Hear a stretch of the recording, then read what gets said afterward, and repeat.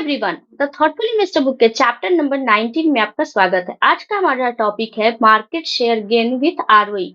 तो चलिए शुरू करते हैं और सबसे पहले मार्केट शेयर और आरओई को थोड़ा सा डिस्कस करते हैं। इसके बारे में हमने पहले बहुत सारे वीडियोस में डिस्कस किए हैं, लेकिन यहाँ पे इसको थोड़ा सा आसान भाषा में समझते हैं। जैसे अगर बात करें आरओई की, तो किसी कंपनी का आरओई या तो ज्यादा हो सकता है या फिर कम हो सकता है। तो अगर किसी कंपनी का आरओई ज़्यादा है, इसका मतलब है कि वो कंपनी अपने शेयर होल्डर के लिए ज़्यादा पैसे बना रही है। लेकिन अगर किसी कंपनी का आरओई कम है, इसका मतलब है कि वो कंपनी अपने शेयर होल्डर्स के लिए बहुत ज़्यादा पैसे नहीं बना रही है। वैसे ही अगर बात करें मार्केट शेयर की, तो अगर किसी कंपनी का मार्केट शेयर ज़्यादा है, इसका मतलब है कि वो कंपनी अपने जो भी प्रोडक्ट्स हैं या सर्विसेज हैं, उसे ज़्यादा कस्टमर तक पहुँचा पा रही है, अपने प्रोडक्ट्स को ज़्यादा कस्टमर को बेच पा रही है। लेकिन अगर किसी कंपनी का मार्केट शेयर कम है, इसका मतलब है कि वो कंपनी ज़्यादा कस्टमर तक अपने प्रोडक्ट्स को नहीं पहुँचा पा रही है या ज़्यादा कस्टमर को अपने प्रोडक्ट्स को नहीं बेच पा रही है। अब अगर हम ये देखें कि जब भी किसी कंपनी का मार्केट शेयर बढ़ता है, यानी जब भी कोई कंपनी रैपिडली यानी बहुत तेज़ी से अपने मार्केट शेयर को बढ़ाती है, तो आरओई पे क्या इफ़ेक्ट होता है? तो मान लीजिए कि कोई कंपनी है, वो अपने अगर मार्केट शेयर को बढ़ाएगी, इसका मतलब है कि वो कंपनी ज़्यादा मार्केटिंग करेगी, एडवर्टाइज़मेंट करेगी या फिर नए मार्केट में एंटर करेगी, जिसमें बहुत ज़्यादा पैसे खर्च होंगे। लेकिन अगर कोई कंपनी बहुत ज़्यादा पैसे खर्च कर रही है मार्केटिंग पे, एडवर्टाइज़मेंट पे या फिर अदर एक्सपेंसेस पे, तो ऐसी कंपनीज़ होती हैं, उनका आरओई कम हो जाता है। अगर उस वैसे ही बात करें कि अगर कोई कंपनी मार्केट शेयर बढ़ाने के लिए किसी दूसरी कंपनी को एक्वायर करती है, तो जब वो दूसरी कंपनी को एक्वायर करेगी, तो शॉर्ट टर्म के लिए उस कंपनी का आरओई कम हो जाएगा।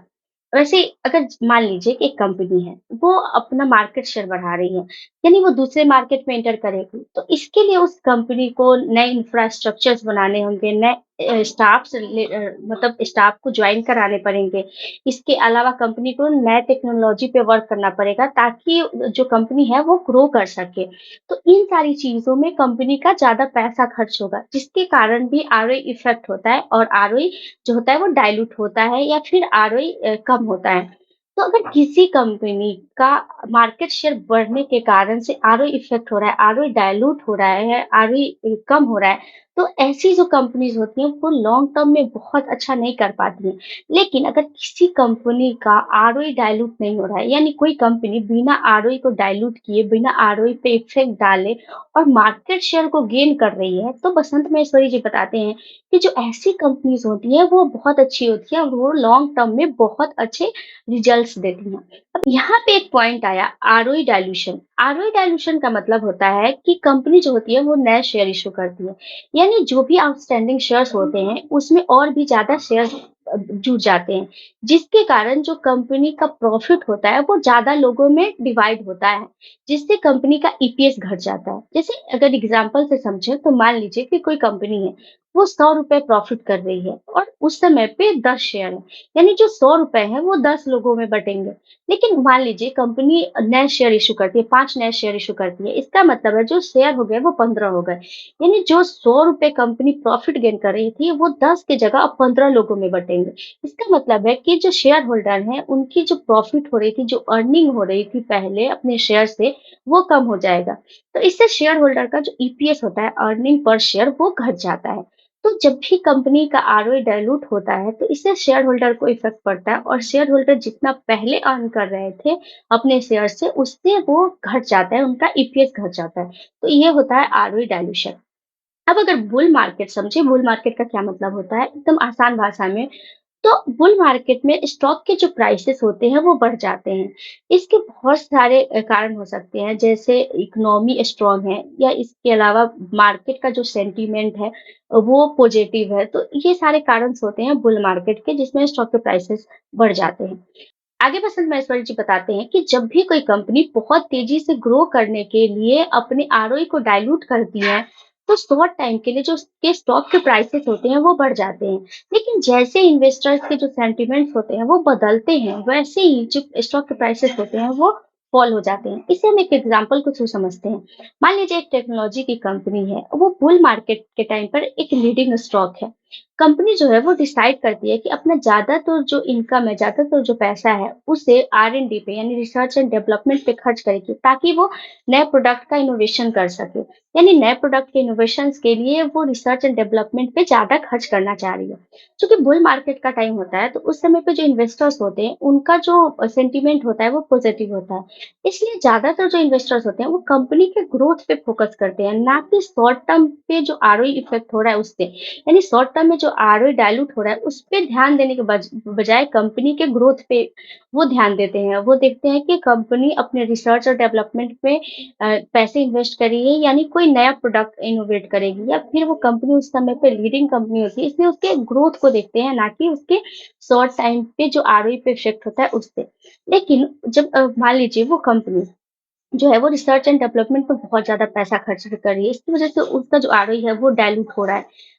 और वो रिसर्च काफ़ी लंबे टाइम तक चलता है, यानी वो प्रोडक्ट जल्दी से मार्केट में नहीं आता है और वो जो प्रोडक्ट आने वाला है, उसमें ज़्यादा वक़्त लगता है। तो जो इन्वेस्टर्स होते हैं, वो कुछ टाइम के बाद आरओई पे ध्यान देने लगते हैं और उनके दिमाग में ये ख़्याल आता है कि उनका इनकम नहीं बढ़ रहा है, आरओई उनका ज़्यादा नहीं हो रहा है, उनका ईपीएस नहीं बढ़ रहा है। तो जब इन्वेस्टर्स होते हैं, उनका सेंटीमेंट जैसे ही बदलता है, वैसे ही जो स्टॉक के प्राइसेस हैं, वो गिरने लगते हैं। पेंटालून रिटेलर का एग्जांपल लेकर के हम इसे समझने की कोशिश करते हैं। पेंटालून रिटेलर जब मार्केट में आई थी, तो वो एक लाइफस्टाइल और फैशन की रिटेलर थी।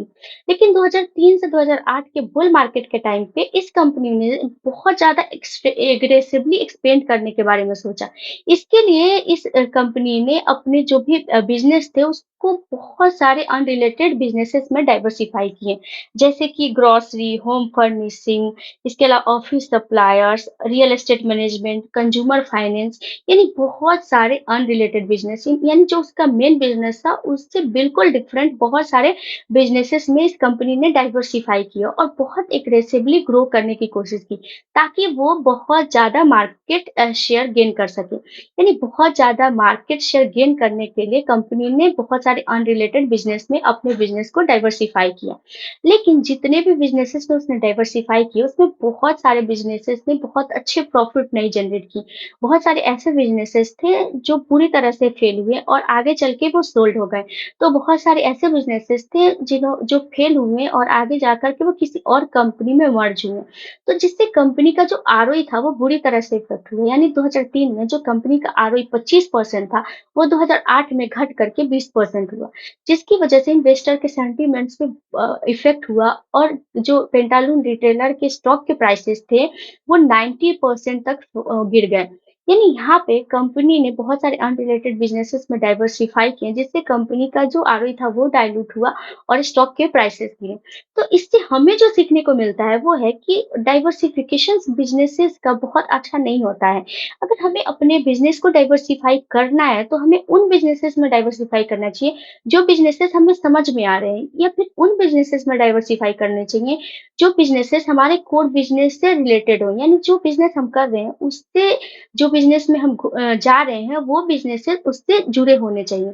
इसके अलावा हमें ये समझ में आता है कि जब भी हमें अपने कंपनी को डाइवर्सिफ़ाई करना, अपने बिज़नेस को डाइवर्सिफ़ाई करना हो, तो उसके लिए डेट लेकर के कभी भी डाइवर्सिफ़ाई नहीं करना चाहिए, क्योंकि इससे जो बिज़नेस होता है वो पूरी तरह से इफ़ेक्ट होता है, उसके आरओई को, उसके ग्रोथ को मैनेज करना बहुत ज़्यादा डिफ़िकल्ट हो जाता है। अब हम एक दूसरा एग्जांपल लेते हैं एक इंफ्रास्ट्रक्चर की कंपनी की, जैसे नागा अर्जुन इंफ्रास्ट्रक्चर एलटीडी। ये जो कंपनी थी, इंफ्रास्ट्रक्चर की कंपनी थी। इस कंपनी ने अपने जो बिजनेस मॉडल थे, उसको शिफ्ट किए कंस्ट्रक्शन सर्विस से एसेट ओनरशिप में।